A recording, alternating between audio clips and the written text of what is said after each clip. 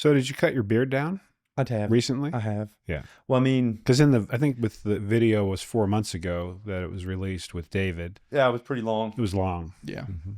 Good. I've been changing different things up. Mm-hmm.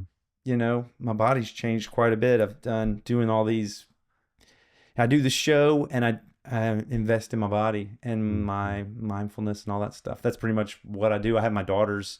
Phil Phails for you. Every other weekend. And they're 16? 13 and 16. Uh-huh. I used to have them 50-50. I think there's been a lot of sadness in the transition from having them 50-50 to having them every other weekend. And this has been kind of my own prescription for navigating that pain. Yeah.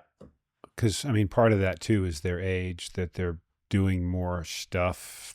And my experience, my son's 34. Mm-hmm. So, but he and his mother and I divorced when he was 10. Yeah. So as he moved into this, 13, 14, 15, he had more independence, from both of us, because that's kind of normal. Yep. I think my daughters wanted to be around their mom more because they're all girls or they're all women. Yeah. And other reasons. Mm-hmm. But it was difficult for me. I didn't want to have less time with them. And I think I blamed myself, not to get into all the stuff early, but I blamed myself for not parenting them in a way that would make them want to be, not make them, but create an environment where they would want my time with me and attention as much as they'd want their mom's. But I think some of that has nothing to do with you. I know. Just about how they're girls, they're female, and there's more in common there. Right. I think the same on the opposite way, but the same with my son, who it's easier for him to hang out with me and do things with me because we have more in common as males. Men. Mm-hmm. Yeah. I think that's true. So that's been the way I've balanced that out. A lot of people say that. They're women, their mom's a woman. There's a lot of commonality there and a lot of, And they're going through, puberty and then afterwards and all that. That's a little harder for you to relate to. It is. Uh-huh.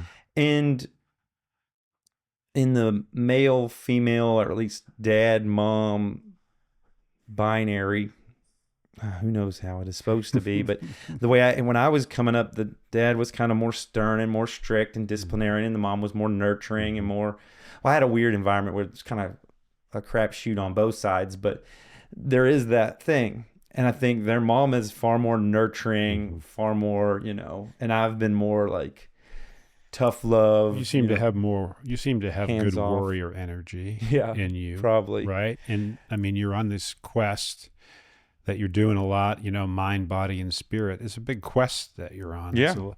That's questing. That's not the nurturing thing. That's the going for it. Yeah. Mm-hmm. And so I think that they might feel more comfortable in that nurturing energy, that nest, that where I'm like, come on, guys, responsibility, accountability, pick yourself up by your bootstraps, or let's get it done. I want to prepare you to be, a successful human being when you leave this nest.